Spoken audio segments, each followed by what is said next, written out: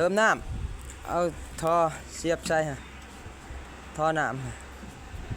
ำดึงมาพี่ก้อนซ้ายอันนี้ฮะดึงมาพ่อใส่เลยมาสอนคนงานพี่น้อง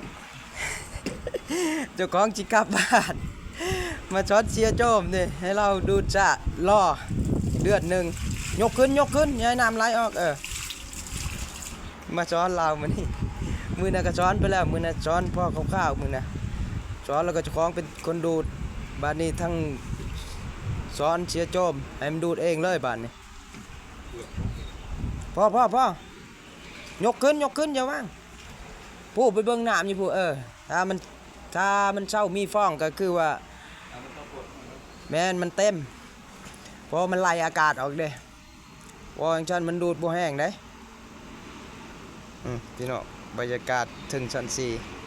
4ให้เชื้อโจมขึ้นมาดูดเศษขยะอยู่ในใต้สระว่ายน้ำบรรยากาศข้างบนเห็นบ่จะบาดยังแม่เช้ายังเช้าแล้วก็ลากไปนี่ถือไปแต่พร้อมสายยางไปถือไปแล้วมาเสียบอยู่นี่บ่ต้องขึ้นสูงปานนั้นดอกเห็นบ่รู้มันนะนั่นแหละนะ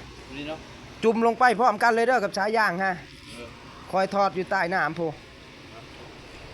จุ่มลงเอาทอดออก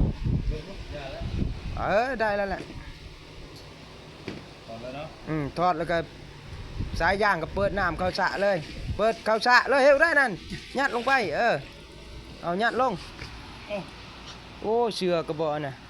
ถึงรูยังโอเคพอไปเบิ้งพุ่นมานี่เราไปจับเบิ้งรูมันนะว่ามันดูดแห้งบ่ทำแห้งแล้วโอเคถ้าบ่แห้งก็เติมน้ำไม้ดึงออกไม้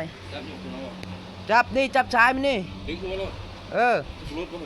บ่อย่าให้มันวิดน้ำกันเลยกันถ้าวิดน้ำแล้วดูดแห้งยกขึ้นมาแล้วก็มือล้วงลงไปยกขึ้นอีกบรุษดอกยกขึ้นมาอีกแห้งวะนี่คือคอยฮะคอยเลยว้าวคอยเต้